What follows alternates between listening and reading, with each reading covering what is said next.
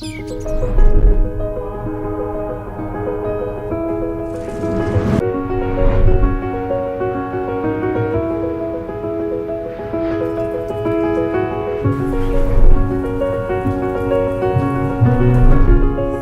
viewers. Welcome to Agribusiness 233. Today we are on Justice Farms.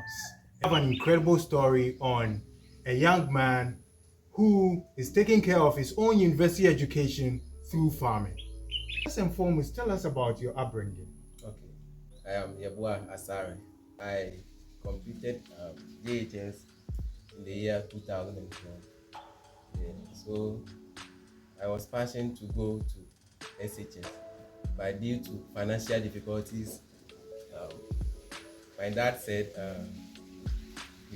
he can't afford my fees, so I should just stay home and help him. But I said no, I want to further my education. So I pressured him to the extent that he has to take me to one of the secondary schools at my district.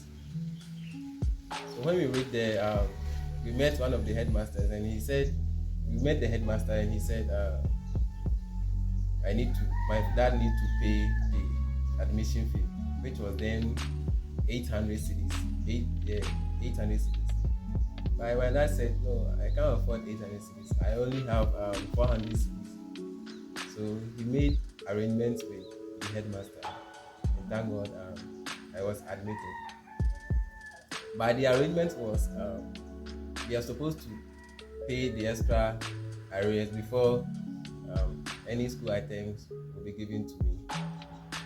So my dad said, okay, no problem. So I was admitted to the secondary school. Because then time we were paying school fees, so at the same time he needs to pay my school fees and all those things. So he said, Justice, I can't afford the extra money for paying your admission. So how are you going to do? So I told him that it's okay. So far as I'm into it, I'll see how to live here. So he said, okay, it's up to you. So since my stay in the secondary school, I couldn't get any school item in the form of caddies, school books, school uniform, all those things I couldn't get. And besides, I was a boarder too. So staying in the boarding house with friends who are coming from rich homes. Sometimes I wake up around 2 after prep. When we come, sometimes we will wake up around 2. Some of my friends, they will be like, let's do some soakings, Gary soakings. And you see the kind of ingredients they will put in. It makes me sad. I talked to one of my friends, and he said, oh, Justice, that time the accountant was my friend. He knows my situation. So he said, why don't you go and meet the accountant and discuss your problem with him? I think he can do something. So I went and meet the accountant, and he said, okay, because the fees for the boarders are higher than the fees for the day student, I can change the form so that you can pay the day student fees. So I thanked the man. Then I moved from the boarding house to be a day student without the notice of my father. So they thought I'm in the boarding house, yeah, but I was staying with one of my friends because of the difficulties. So I hazard. In fact, sometimes we need to go and read for us to get something to at least cater for my living. You're the typical by day. Yeah. Okay. So you go and work on someone's farm. Yeah. And the person gives you something, money, in the form of money for us to survive. So by the grace of God, I completed SHS in 2015. But the sad part of my story is I got admission to Cambridge University, scholarship. That was 70% scholarship. So we had to pay 30% so that I can be admitted. That was in the year 2015. But my dad said, I can't pay the 30%. In fact, it wasn't easy. So the university called me. Yeah, they called me I should go for my admission for my sisters. But I couldn't afford. So I have to travel to Accra to work over there. So I couldn't afford then I couldn't afford university. So I went to Accra. Accra life is not easy. You don't know Accra, living at Accra without any family member who take care of you is not easy. So I end up selling in the traffic. Selling in the traffic. I used to sell that meat pie. And I sell Edinka meat pie. That was in the year 2016. So I stayed there for 2 years. But thank God I was able to rent my own room. So when you went to Accra, who did you lodge with in the first No, place? hey, Did you know anybody there? no. So you No. went on your own? Yeah, I went on my own. I remember I have slept on a pavement before. Oh, really? Yes, it's not easy. I've slept on a pavement before. Part of my story, I don't want to remember because it makes me sad. I am someone like I like working. I'm a hard worker. So no matter the situation, I find myself to fit. So I sat in the traffic for 2 years and I was able to rent my room. During the 2 years, I was like, no, I don't want to work for someone. I don't like working in the company. I want to be independent. So I decided to move back to the village to start something small. So I went back to my hometown. Then time my father was having a half-acre of land. So I told him, Dad, I'm back. City life is not easy, so I want to start something. He said, okay, I have that half-acre land, so you can use it. So I built maize on the field. So like my first harvest, it was okay. So I do another maize and I harvested it. I was able to save some money. So like all my intent was to go to the university. So I started saving up some money. But first, I wanted to do education at UCC. You wanted to go to University of Cape Coast? Yeah. But because I'm working on my own, I couldn't afford the regular student, so I wanted to do some part on the weekends. So I gained admission and this same program, the admission fee, I couldn't afford that one too, so I have to leave that one You were saying a friend of yours introduced you to some kind of petty trading, right? Yeah. So you started your own business to do some little buying and selling, and also to do transactional businesses for people. In order that you'll be able to make some money for yourself, right? Yeah. I was able to save something small because all my intention is to be in the university. So one day a man came to my shop and he was like, Justice, why don't you further your education? And I said, Dad, I want to further my education, but I am having a financial problem because my family is not able to cater for me to that extent.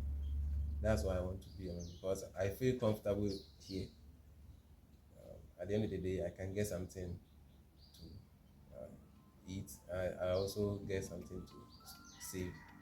So I wish I stay here. And the man said, no, you have to further your education. So the man forced me. I gained admission in University College of Agriculture and Environmental Studies. That was 2020. So when I came for my admission forms, everything was set. By the day I was going to pay my admission fee, I was in a queue to pay my admission fee at the Aguna Suedo branch. And I was like, something came to my mind. You go into the university, who is going to support you? Can you afford this? Because your family are not able to support you. So how come are you going to stay in the university for the whole 4 years, paying your school fees, your feeding fee and all those stuff not easy. So I left the key camp. I came home. My dad was, didn't you get a admission? I said, no, that I can't afford.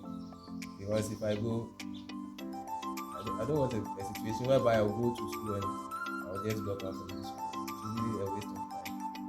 So I can't afford. Let me continue with my business. Maybe God will open it. Then the following year, the man came again. He said, Justice, why didn't you do? And I said, Dad, I can't afford university because it's hard. I don't have any person or any relative to support me, so I want to continue my business. He said, no, Agric University, you can go. Nowadays, the only thing the man used to convince me is nowadays, people don't like going into agric business and all those stuff, but they don't know agric is life and agric has much to offer. So you try and see. Just try and see. For now, it will be hard, but you don't know what awaits you tomorrow. So I was convinced.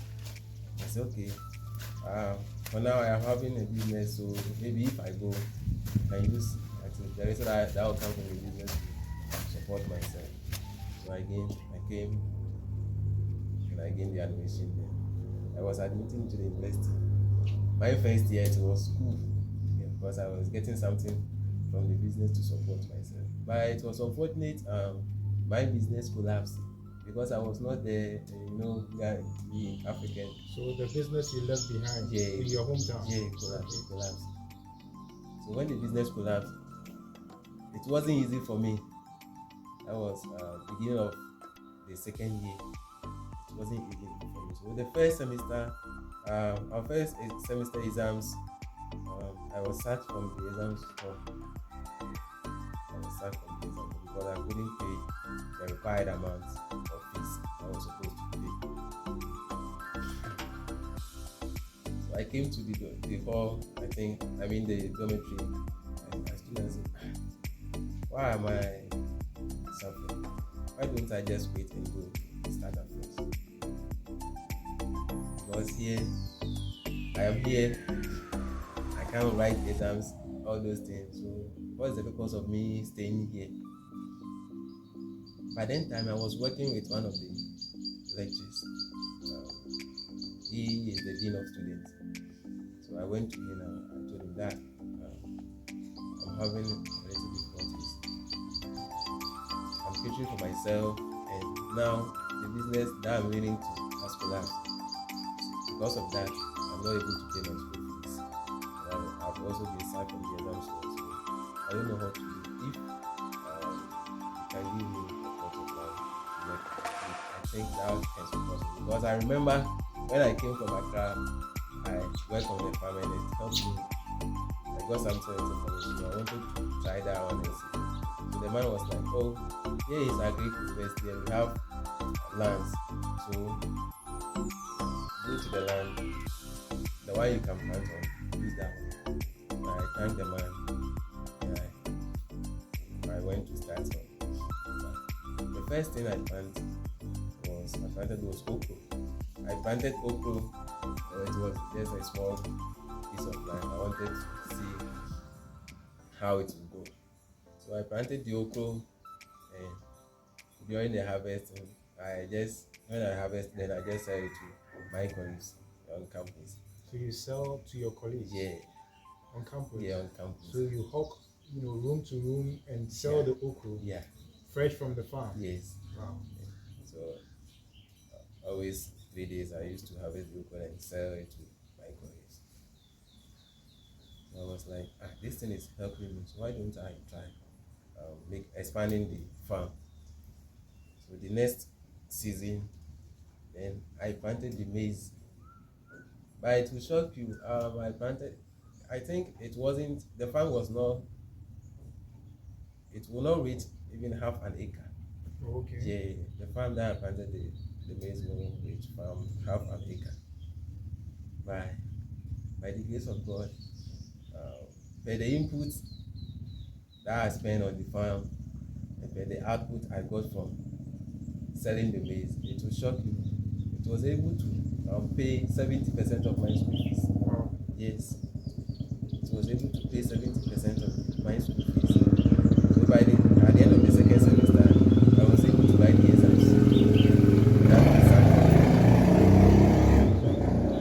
So the school fees alone is how much?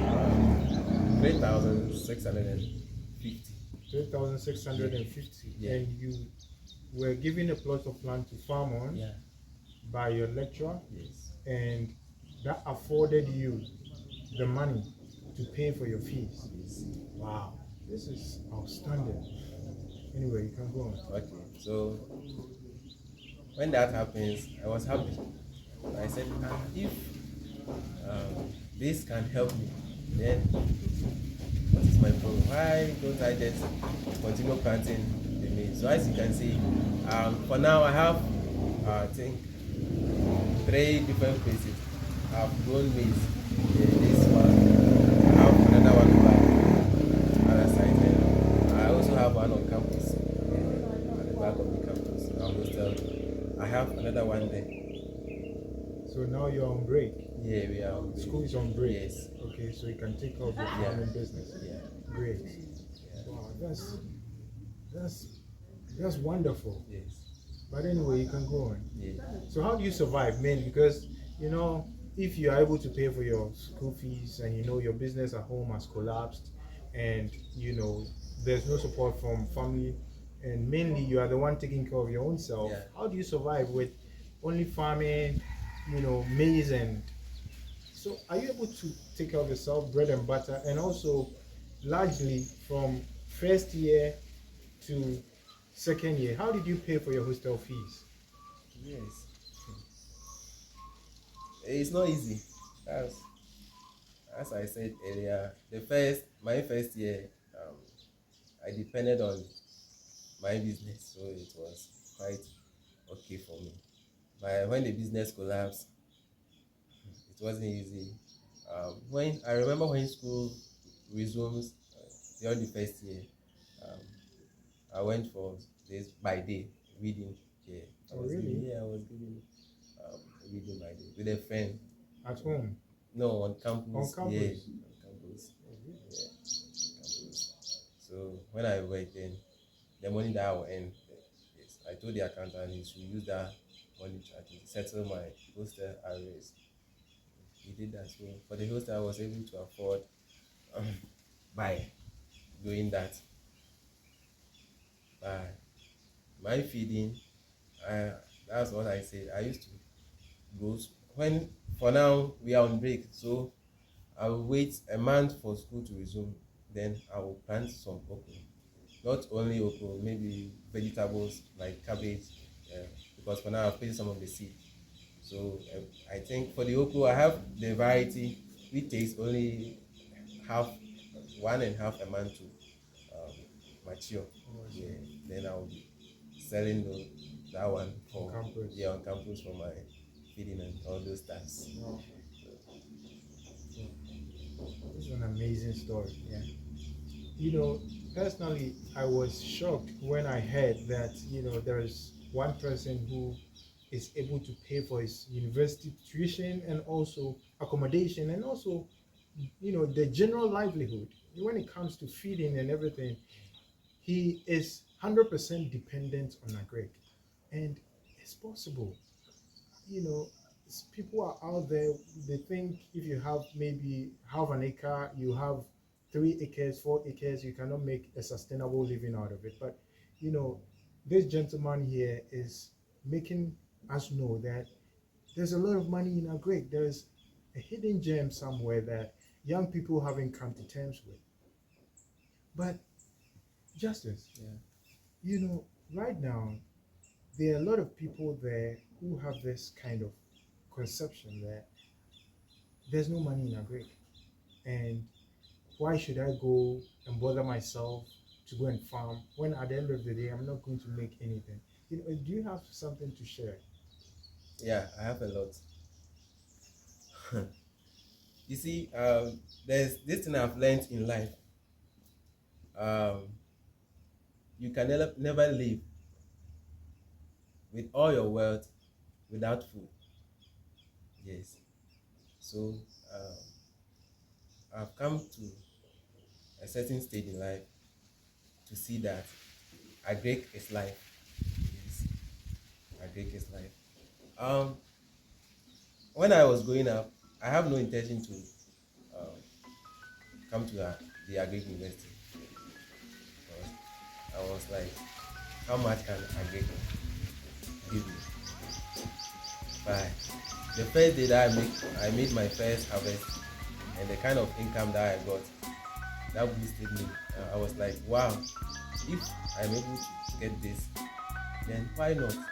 Because using this plot of land at least get something to pay 70% of my school fees. It's not easy. So breading out there, going into agric is not a bad business.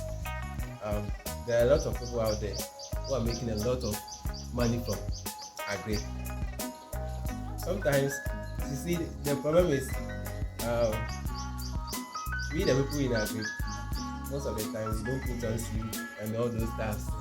So when they see you on your farm, things they underestimate you. They think this person has nothing to offer.